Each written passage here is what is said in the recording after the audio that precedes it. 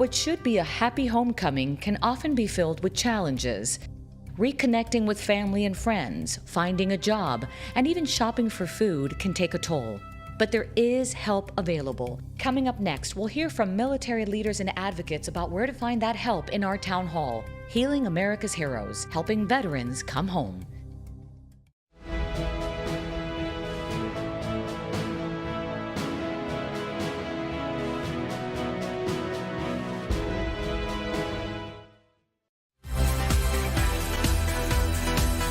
Thank you to the Eunice Joyce Gardner Charitable Foundation for its leadership support of the Health Channel.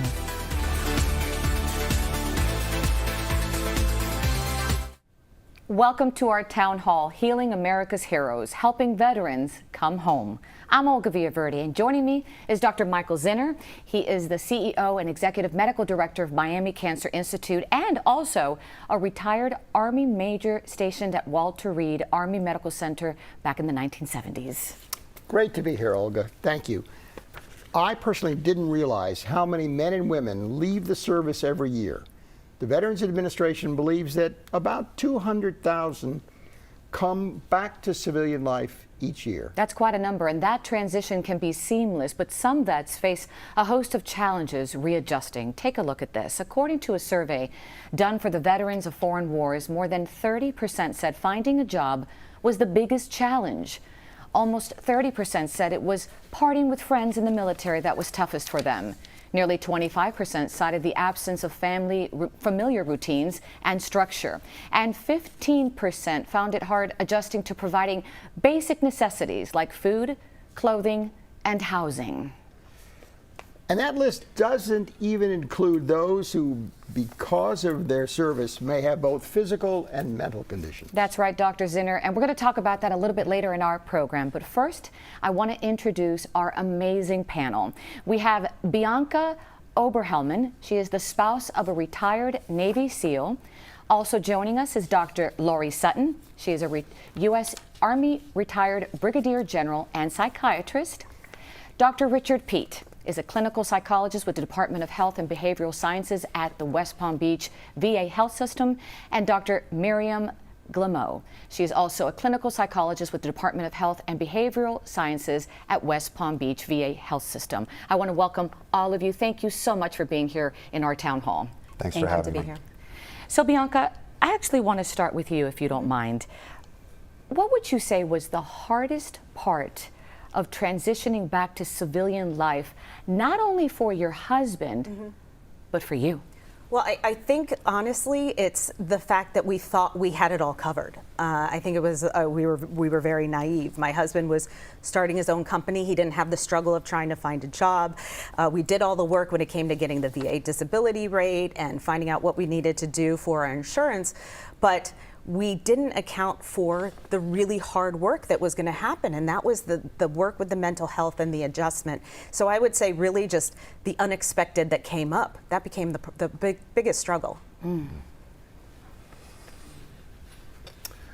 Well, I'll tell you, my experience was during the Vietnam era. I was stationed at Walter Reed, and so I saw these young men, and unfortunately most of them were young men at the time, who were transitioning from being stabilized in the Pacific Rim and coming home to Walter Reed to understand not only what they were going to be like going back out into civilian life, but how they were going to deal with their own disabilities, their both mental and their physical disabilities, and who's going to give them a job, and how are they going to adapt back to civilian life.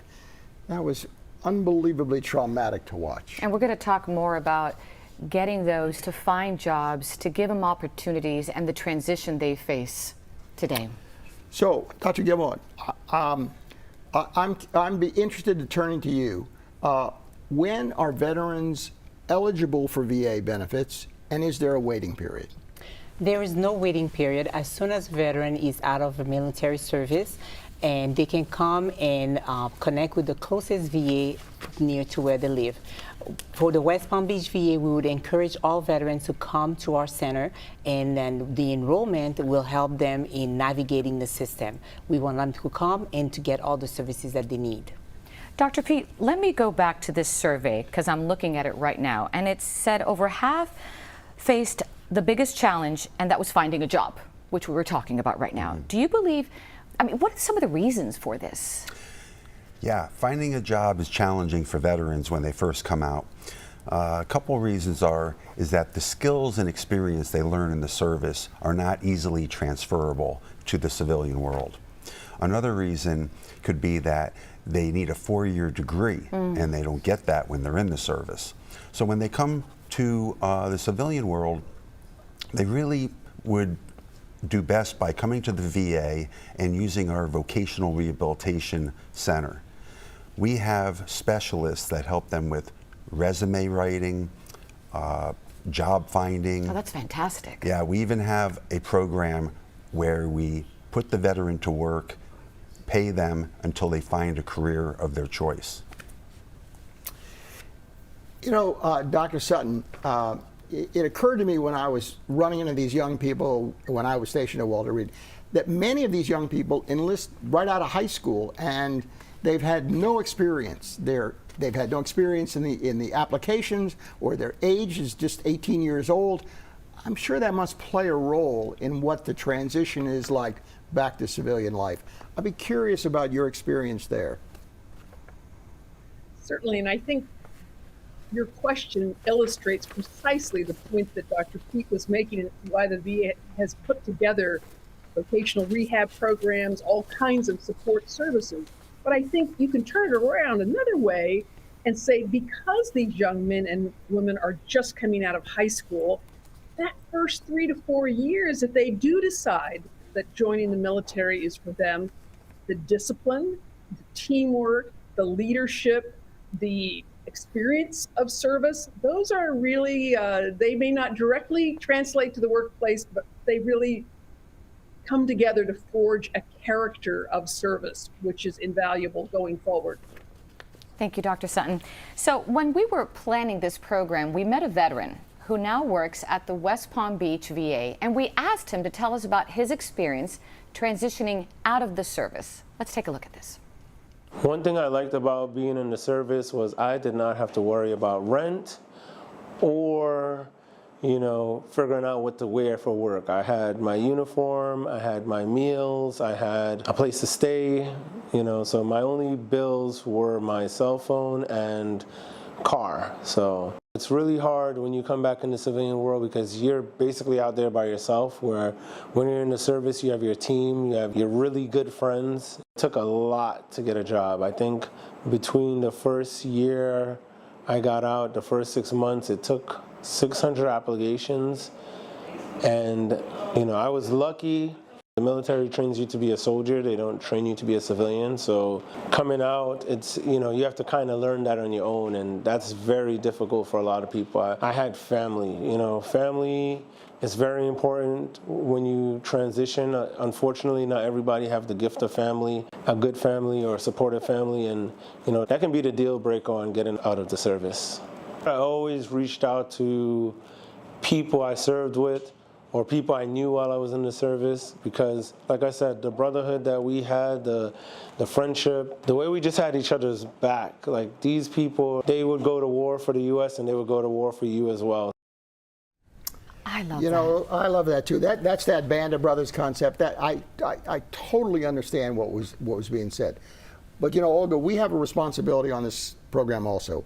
We want to take a minute and put up the Veterans Crisis Line. That's right, and here it is. It's very simple. You just dial 988 and then you press 1. Again, that's 988 and then press 1. You can also text 838-255. By the way, you don't have to be enrolled in VA benefits or health care to get help, and family and loved ones of veterans can also call to get help and advice.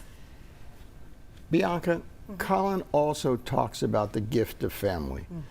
But if a veteran is having problems transitioning, it also affects the family.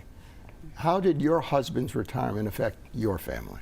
Well, it does create a ripple effect. And, you know, essentially we moved our family from Virginia to Fort Lauderdale, Florida, right at that time of transition. So that actually added to it as well. But when I talk about the ripple effect, if Mike was having a difficult day transitioning, we all were. We all had to be very careful about, what we said or how we operated. He was used to operating at a certain pace. He was at a very high level command, and we were used to also operating in our own way, because over 20 years, he deployed over 15 times. We had our own way of working as a family. Marrying those two things together was a challenge. So it does create a ripple effect, and sometimes that meant that we couldn't be our true selves around each other, which created some friction in the marriage, created some friction in the family as well. And it just really didn't just affect one person, it affected all of us. Thank you so much. So Bianca, another thing we hear from veterans is that they feel a loss of identity. I think this question is imperative to talk about. Did your husband feel that way? 100%. Yeah. Yeah. I mean, even to this day, he gets up and he has aches and pains and he says, I used to be a naval commando. They had this bravado that comes with the job of protecting our rights and our freedoms. And in their eyes, they're protecting their family as well at the basic level. For us, we had to decide how we worked with Mike through that. And it was very evident that his identity, the root of it, was actually in serving in some way, shape, or form. So we found a way to have him serve after service, and that was getting involved in the community, getting involved in the kids' school. Through his company, they did some disaster relief work after Hurricane Dorian in the Bahamas. Once we realized that it was all about service for him, and that was his life mission, it was a game changer for us. Thank you. Dr. Sutton, what about structure? Like, we hear about that it's ingrained in the service. How can that affect someone when it's just not there anymore? The structure is huge, and you combine the lack of structure with the lack of social support, your buddies, folks who have been on your team. And as one sergeant once described, he says, he says, it's like falling off a cliff. He says, and then you get out and you realize that, it's tough to transition from shopping at Target to being a Target. So that structure becomes very, very important to engage with the services, with the social support, with the community services, Bianca said, so that you do build those building blocks of support and service to sustain your character. Another thing Colin talked about is not having to worry about everyday chores like meals and even what to wear. It seems so basic. What can having to make those decisions be so hard for veterans? Why is that? Dr. Gimmoud, your thoughts?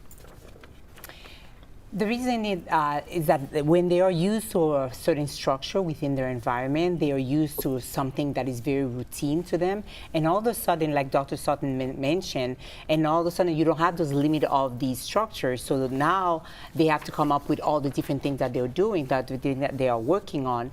So the void of a structure can be nerve-wracking for someone that is so used of something that is so routinely based. So that's why it is for us, it's very important to kind of teach them and also guide them with all the coping skills that they need in order to readjust back to life, just like Bianca was mentioning. And Dr. Pete, what are some of the warning signs that a veteran is having trouble adjusting? Well, veterans will often display some behaviors, and they could be subtle. These behaviors are going to be seen by the family first. It's an indication that there might be some problems. Sometimes the veteran doesn't want to admit that there's problems at the beginning. So the family will have to, they can call the VA, they can ask questions, and we can try to get that veteran the help they need. Even though the veteran may not want to come in for services, we have ways to reach out to them and not directly approach them so that they pull away or they withdraw. So we will invite them to fairs and other events where they feel like they're connected and part of a veteran family. Thank you, Doctor. Dr. Zinner, I wanted to ask you a question that popped into my mind, and Dr. Sutton, I may ask you to chime in as well. Colin didn't talk about this in the video, but a lot of veterans talk about finding a mission in civilian life. I was wondering if you could expand on what that means, and then how do they find a mission when they come back home? And you were on a mission. I will take that one personally. So before I went in the military, I was obviously a junior physician, and then I went into the military, and all of the things you just heard about structure and priorities and rank and all of the things that played a role for the military played a role for me. It helped me restructure my life and understand very clearly what I needed to do when I got out.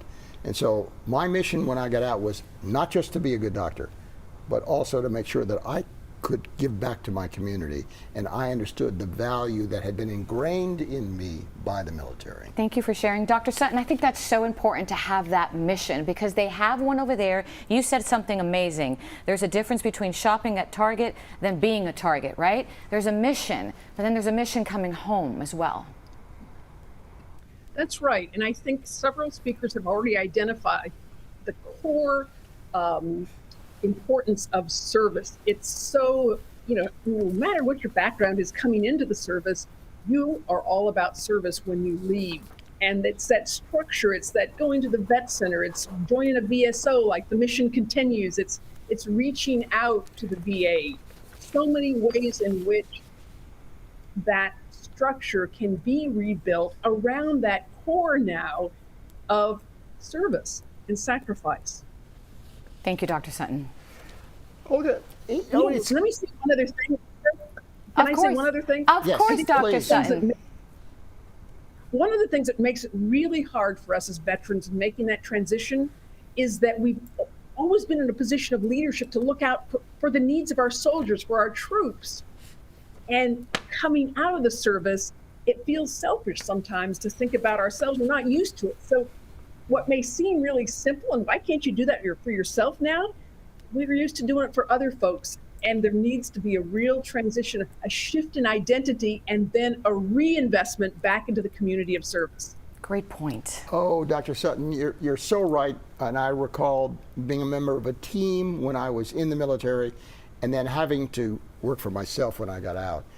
And so that leads me, Olga, to a very important point, I think, in that many, if not most, veterans adjust to civilian life with no problems. That's right, Dr. Zinner. But some groups have been identified as being more likely to have a problem. According to the Pew Research Center, veterans who have had a traumatic experience related to military service or post-traumatic stress disorder were the most likely to have trouble readjusting. The group that followed were post-9/11 veterans and then combat veterans.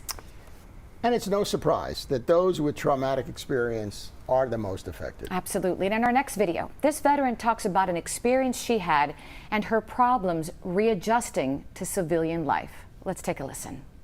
My name is Katrina. I served in the Army from 2002 to 2005, and I was a 92 Yankee unit supply specialist. My first week back was really difficult because when I deployed to Iraq, I had a roommate, and when I came back from Iraq, I did not anymore. She was killed overseas. But as far as the transition, I didn't want to go out grocery shopping. And I thought it was perfectly normal to go grocery shopping at 11 o'clock at night when the store was still open. And, I just thought, I don't want to deal with people. I'm overwhelmed with all these people around me. It's too busy. I don't think that's easy to acknowledge or say about yourself. I knew I had to talk to professionals, and so that's what I did. I reached out to a vet center in my area. As you reach out and as you talk to these specialists, these therapists, these counselors, or church support groups, what you learn is it's okay to not be okay. My family, they understand. They don't push. They don't love me any less or treat me any different. There's nothing wrong with needing help.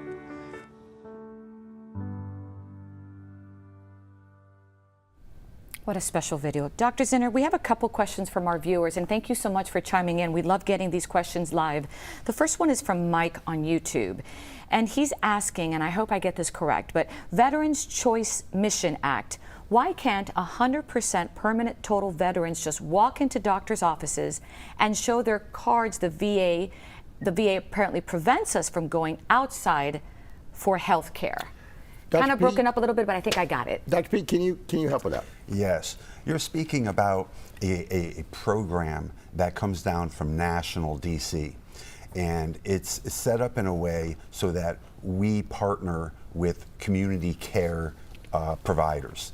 So in that way, veterans need approval from their local VA to be attached to local providers in the community. It's not to say that someday that will change, but right now they do have to go through the VA and find a provider that is approved.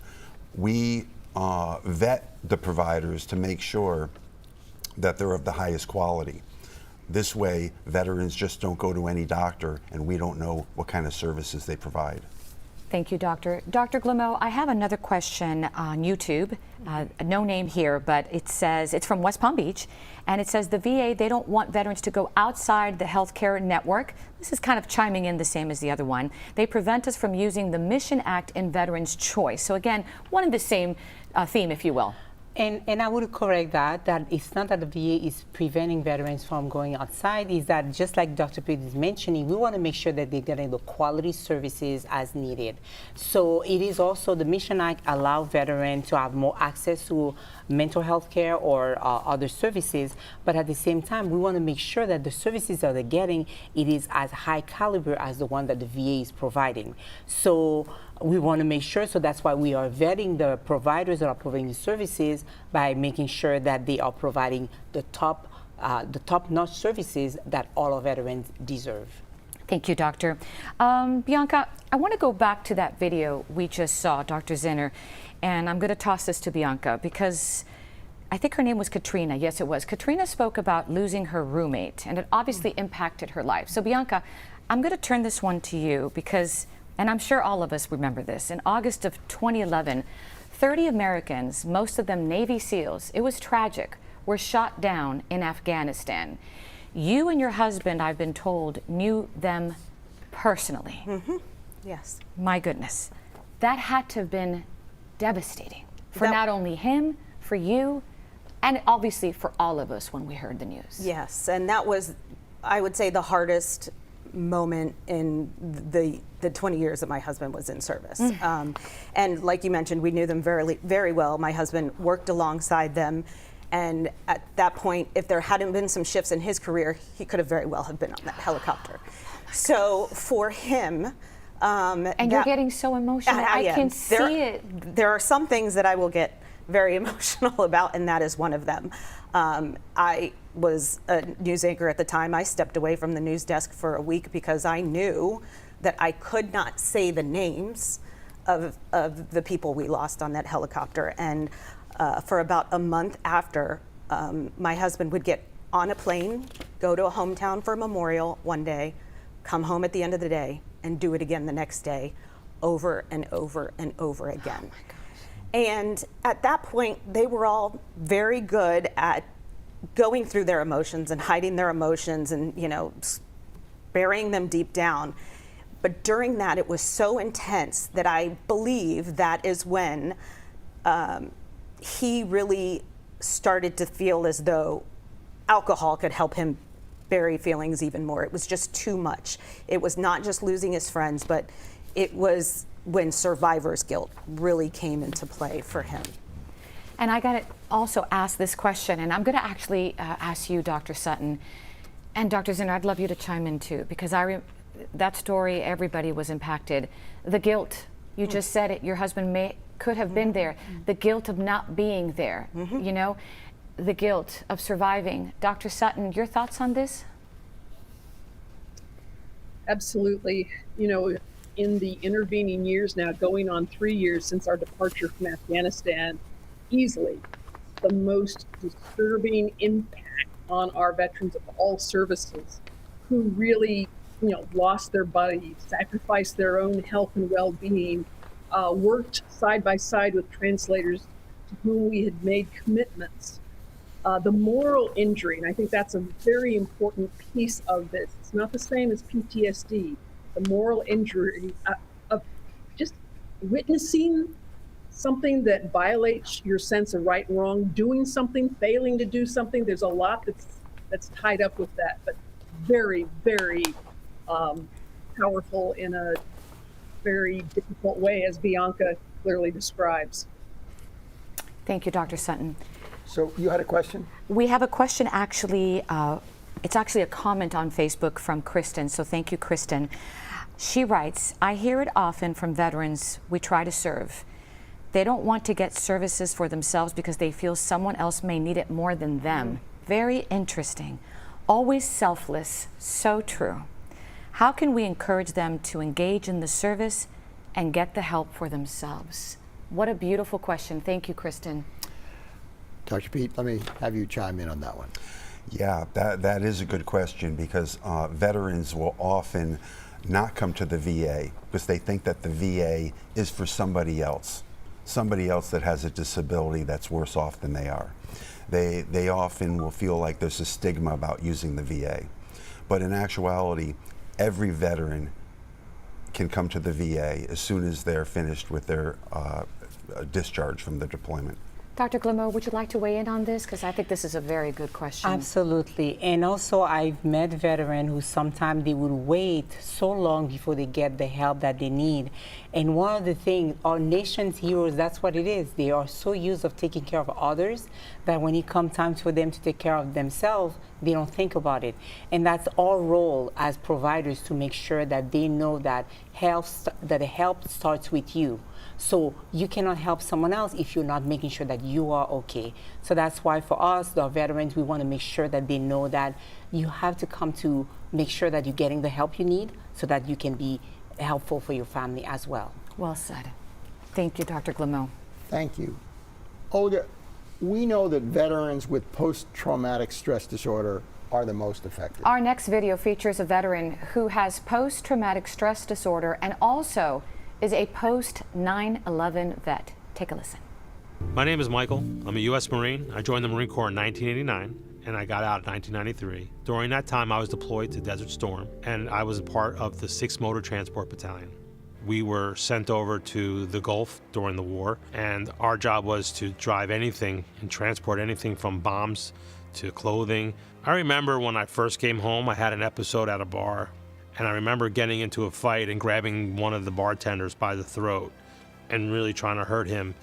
And I've never done anything like that before, and it really scared me because that was not me. I do have issues. I know that I've been diagnosed with PTSD, and really I'm trying my best to work through that. Now that I'm helping veterans, and I spent a lot of time doing this is my life. I dedicated my life to charity work and started hearing their stories, and it started bringing back memories that I've been through. So I decided to start getting help, and it was probably one of the best things I've ever done in my life.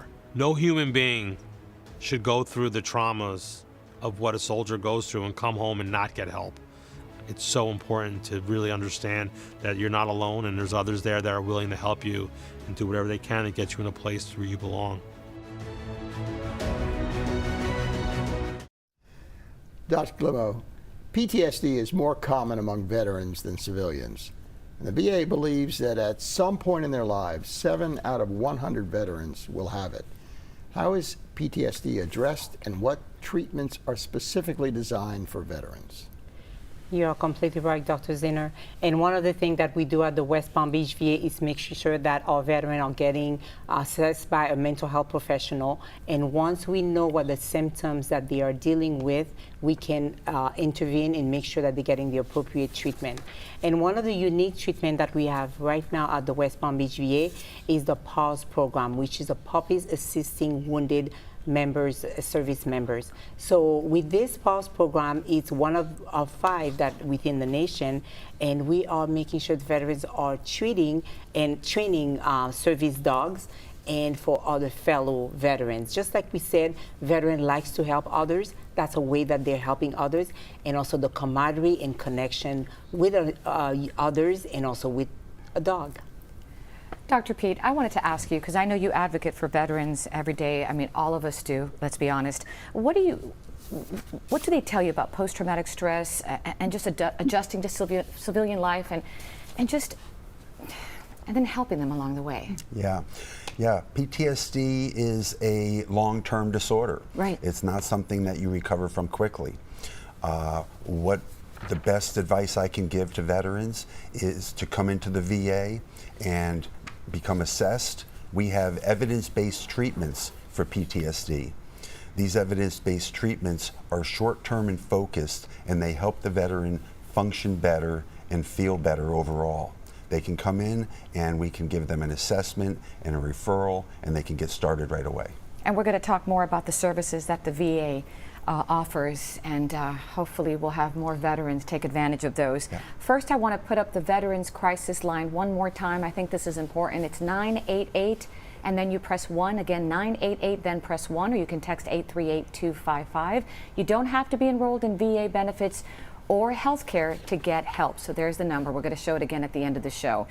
And besides post-traumatic stress disorder, trauma, especially military sexual trauma, is one of the leading causes for veterans to have a difficult time adjusting when they become civilians. The veteran in our next video talks about her experience and losing someone to suicide.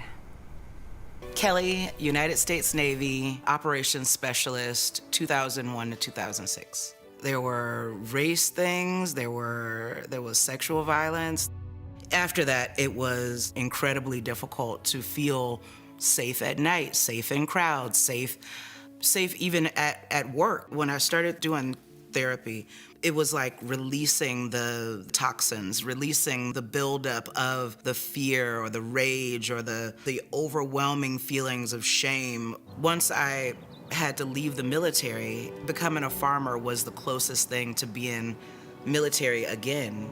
Find your next group, your next tribe, and then start honing your passion and pour your passion into something. My ex-husband, the father of my child, killed himself at the beginning of the pandemic in 2020 with no warning, and he was just suddenly part of the 22 a day statistic, just when my child was looking at me, heartbroken, I had to let them know that I believe Chris forgot that tomorrow's another day, that we do have the power and the right to wake up the next day and try to do something different. I think that it's too easy, especially in this time, to let despair be all there is. We have to find someone that can hear us, encourage us, and send us back out into the world to fight another day.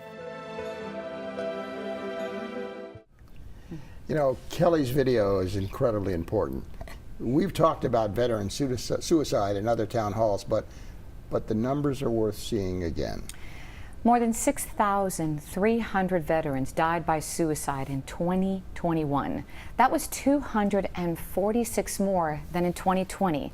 Suicide was the second leading cause of death for veterans under 45. Dr. Sutton, let me ask you this. There's been research that says during the first year of separation from military service, veterans have a suicide rate more than double than that of active service members and nearly twice than that of the general population. How do we explain this? Well, this is a huge issue of concern for all of us as Americans, but certainly anyone who is connected to, who loves a veteran, who's a family member, working at the VA, that really includes all of us. And I think what's really important to understand is that for those who die by suicide, like Kelly's spouse, the vast majority of them have a mental health, a psychiatric disorder. And so whether that be post-traumatic stress disorder or depression, anxiety, throw in some addiction, traumatic brain injury, we have to get better at providing treatments that do not re-traumatize and that really can effectively reach those who are suffering following deployment, following combat, or even struggling with, as you mentioned, military sexual trauma. This is we are still at epidemic levels of suicide. And so I don't think any of us can pat ourselves on the back until we find and implement more effective breakthrough therapies for PTSD. That's my life work at this point. I can't emphasize enough how important this is. Thank you, Dr. Sutton. We are getting so many questions, and I appreciate that from our viewers. We have two. One is for Bianca and Dr. Sutton. This is from Facebook, and Elena, thank you. She asks, Bianca, you discuss survivor's guilt and also moral injury being very different than PTSD. How did your husband deal with this? How did people you know and love and yourself deal with this? I think we realized that we had to do the work. I mean, you get to a point where you can't fight it anymore, and you do the work and you find the organizations, you find the resources like the VA that can help you. But it does take a little bit of admission and acknowledging that that is there. And like we heard, that's the hardest part. But when it happens, it happens. And there were a couple catalysts for us that really helped us see we had to do the work. Thank you, Bianca. Another question here, Dr. Zinner, and again from Elena. You discussed about keeping in touch with soldiers. How can we as civilians or friends educate ourselves and be the best support? Dr. Sutton, please help us with this critically important question. Absolutely. And I think, there are resources are available. For example, the vet centers, over 300 of them in this country. And there are unsung heroes, storefront places where vets can go and their families can go. They have a marriage and family counselor at each veteran center. That's hugely important. The Blue Star Families of America, there are, chapters all around the country where you can go and you can learn from others who have gone through the same thing that you're going through. If you lose a loved one to suicide, contact TAPS, the Tragedy Assistance Program for Survivors. They are masterful in reaching out and dealing with comforting and strengthening all who are dealing with loss, including suicide. So I think that would be my challenge to each of us, is to make ourselves available for anyone who might just want to ask that question and connect then with those who have trod that journey before them. Thank you so much, Dr. Sutton. I have another question from Karen on Facebook. She writes, Dr. Zinner, my son is a younger vet and he came home and he was changed. Come to find out he has depression and anxiety and PTSD. It's so hard to see. I'm so sorry. Are there any groups that he can join or programs that would get him out of the house to socialize? Let's help Karen with her younger son. Dr. Lemoy, this is right up your alley. Absolutely. One of the things we provide, and actually that's something that Dr. Pete provides, is a veteran social. We want to make sure that they're coming and connecting to somebody within the VA. For some veterans, it may be they are not ready yet to come to the VA, but we want to make sure that to the veteran social that we have on a weekly basis, they can come talk to Dr. Pete, also a peer support that we have that can connect them with other veterans. In addition to that, because he's dealing with depression, anxiety, and PTSD, that is the alley of a mental health professional. We want to make sure they come and they can come to the VA. If they're not yet enrolled, they can get enrolled in the same day, be able to see a mental health provider on the same day. We want to make sure that he's getting the help he needs because he deserves for us to help him. Absolutely. Thank you, Dr. Glamo. Another question from Facebook. This one has no name, but great question here. How can we encourage family members to get a service when they resist? What advice would you give to a family member or a friend of a veteran about PTSD? Thank you so much for that question. Dr. Pete? Yes, that is a tricky question. How to get your loved one help when they are resisting. I will say that you can come, family members can reach out to the VA. Family members can come to the veteran socials. Family members can come to this resource fair that I'm having on the 23rd at Palm Beach State College in Lake Worth. They can come and get resources. I would love for them to be there and share with them all the resources we have. By meeting me in person, sometimes that's what we call a warm handoff. They get familiar with us, and then I can slowly bring them into the VA and engage them in services. I'd like to just a quick follow on for that one for 1 second, and which is, how do you deal with the family or the individual's shame and embarrassment around coming and seeking mental health Yes. There's two aspects to it. One is the stigma of mental health. It's Mental Health Month, by the way.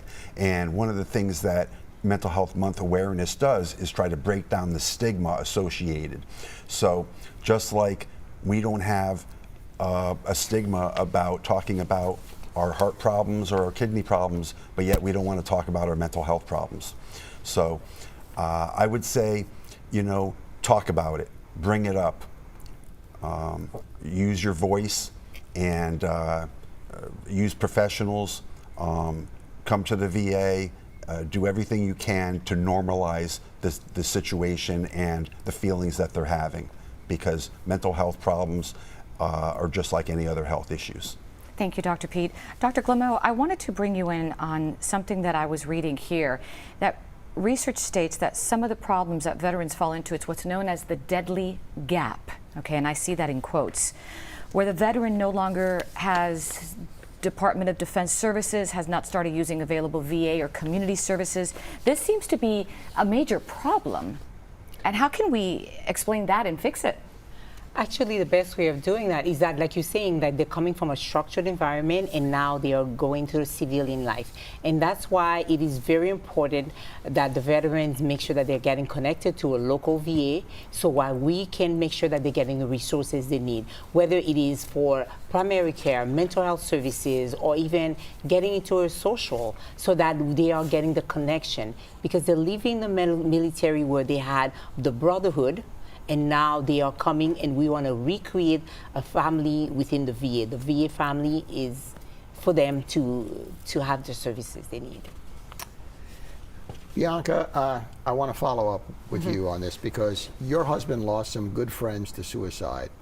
And how did you and he cope with that loss? I know that's a personal question, but I'm curious if you could share with us and the audience. Of course. So, I think at first, and it's really heartbreaking that it's happened as many times as it did, we went through that, oh my gosh, that's so heartbreaking, it's sad to hear, I wish they could have gotten help, and then you kind of move on. And I spoke earlier about the catalyst that helped us realize that we had to get help, and one of our friends FaceTimed his kids and told their kids, I'm going to miss you, I love you, and then hung up the phone and took his life. And for us, that was a moment that we realized that we had to be serious about what was happening. Because as you heard Kelly say, many of the times these folks are fine. They're smiling during the day, and then you find out that they are not well, and you find out at the very last moment. And in this lifestyle, it is very easy to be tough because you're told to be tough. You don't want to worry about the stigma and, causing jeopardy to your career if you say something that you are struggling. But you can only be so tough until you cannot anymore. And we realized that we could no longer be in a fight or flight kind of mindset, that we were completely out of that lifestyle, and that we had to work together to figure out where to get help. And there are many organizations out there that help. We talked about Blue Star Families, and they're an amazing organization. On top of the VA, there are groups that can work with you. And the really important thing that we've also talked about is the battle buddy situation, right? We're taking these men and women from that brotherhood and sisterhood situation and expecting them to be okay on the outside.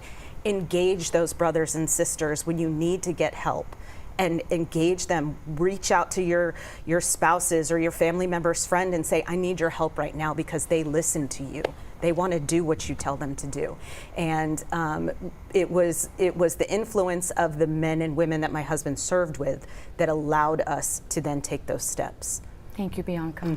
So powerful. Dr. Glimo, last year the VA started the new policy that allows veterans in acute suicide crisis to go to any VA or non-VA healthcare facility to get free emergency care.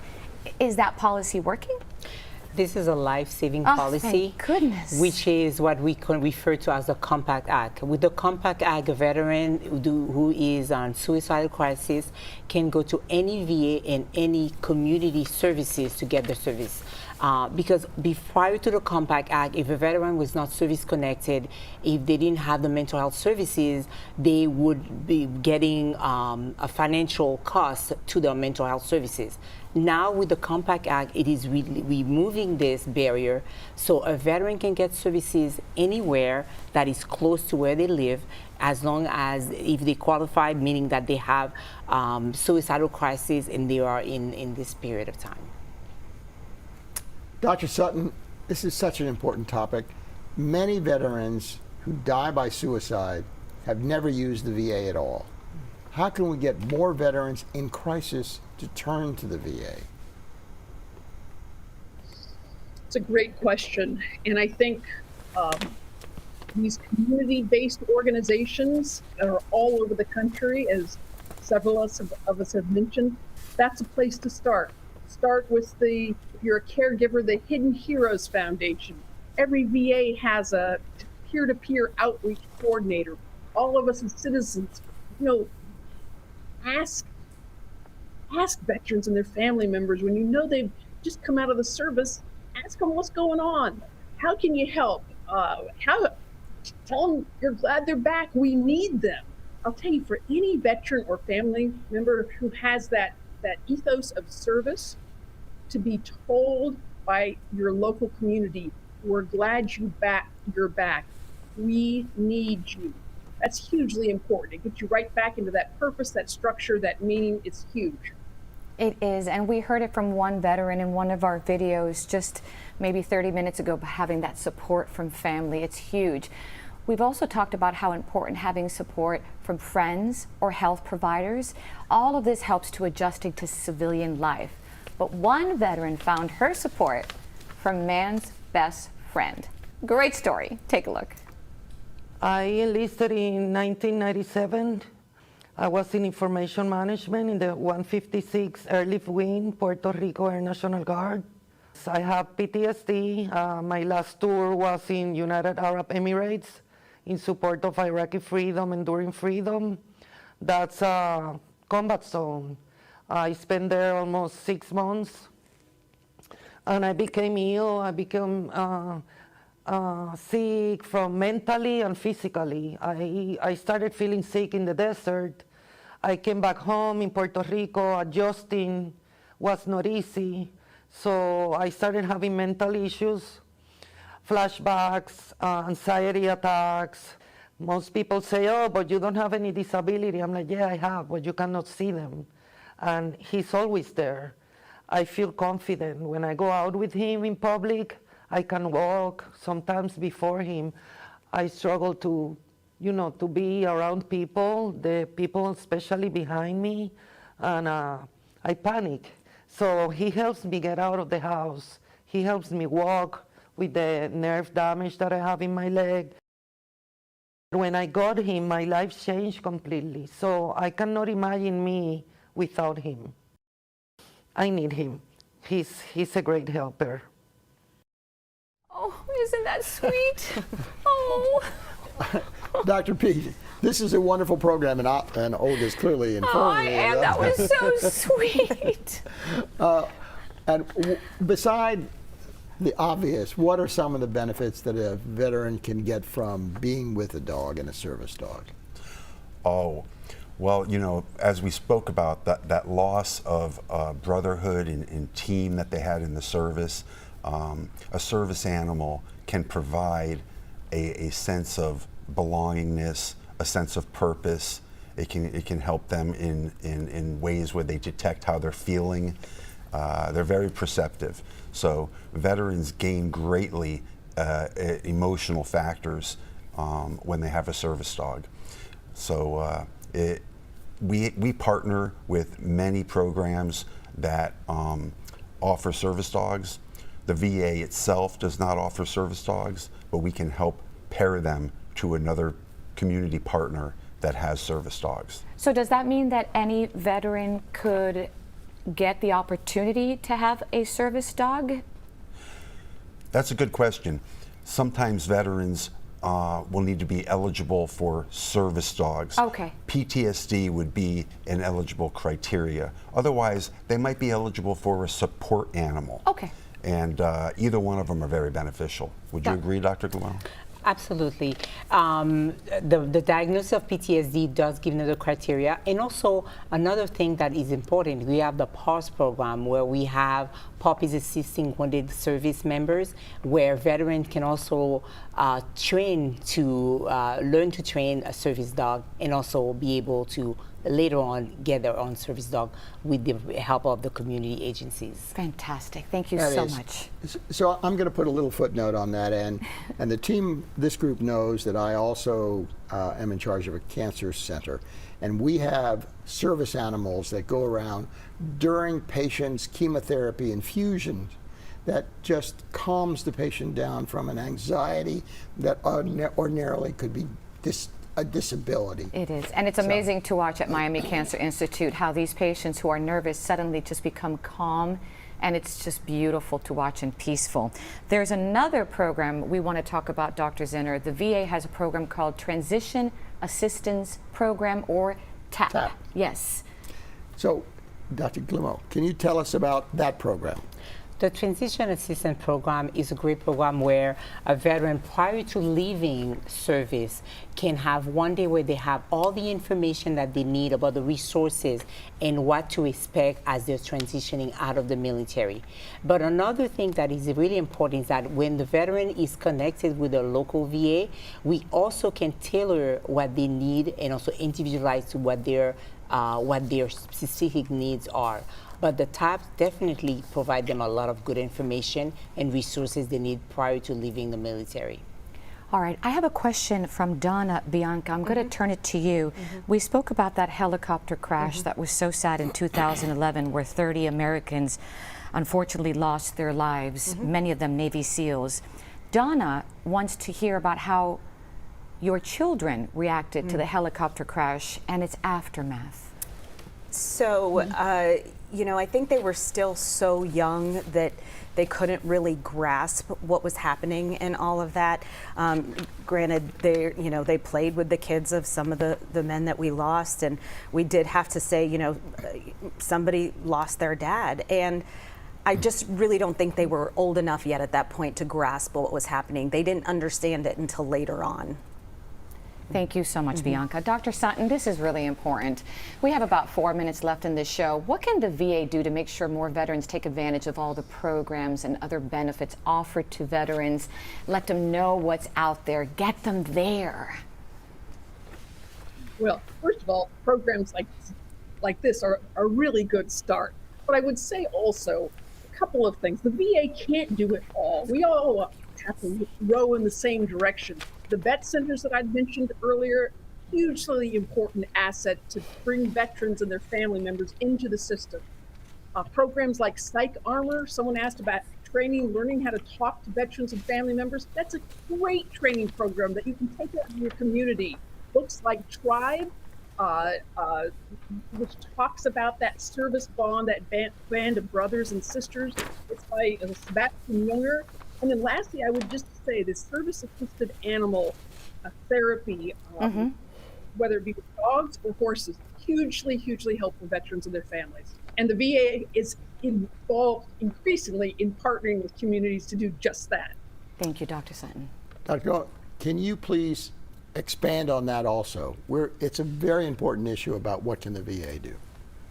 The VA is in the community, and lately we've been building more and more coalition with our community partners. We realize that the veterans, they don't live within a hospital, they live in the community. So we're reaching out and making sure that we're building all those different coalition with every community partners within our catchment area. So that's how we want to make sure we are present and we are there for our veterans. Great information. Dr. Pete, your final thoughts and information on programs. Well, I would echo what everybody said, but a lot of people made great points, and the one thing that I would want to add to and tell the veterans directly is you're not alone. The veteran is part of your team. We're there for you. You can come and see me personally if you're in the West Palm Beach VA area, and I would welcome you to come to any event I have. Love that. Thank you so much. Bianca. We have learned that transition is constant and it is dynamic. There is no destination point. We have been at it 8 years, but knowing that it is constant and that you're evolving in this process will always get you through to the next step.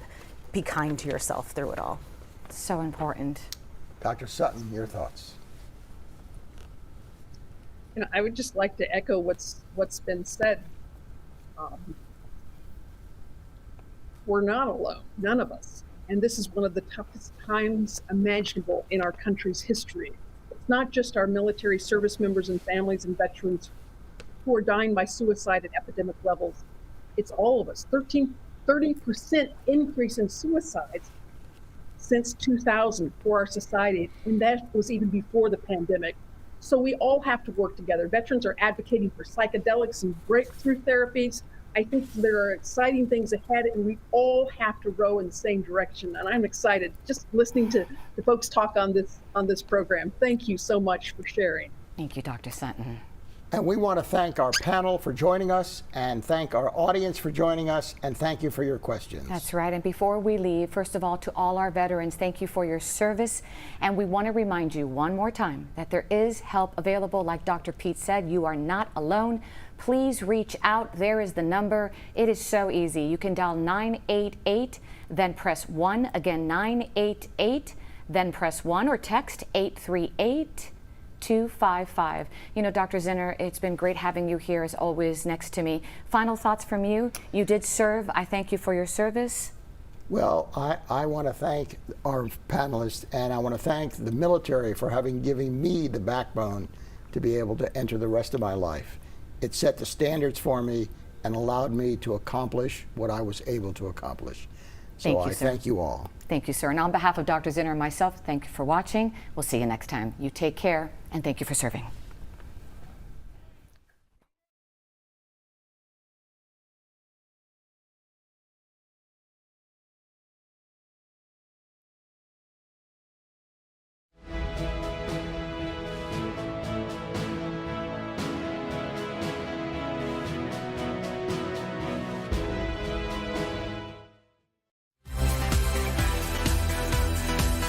Thank you to the Eunice Joyce Gardner Charitable Foundation for its leadership support of the Health Channel.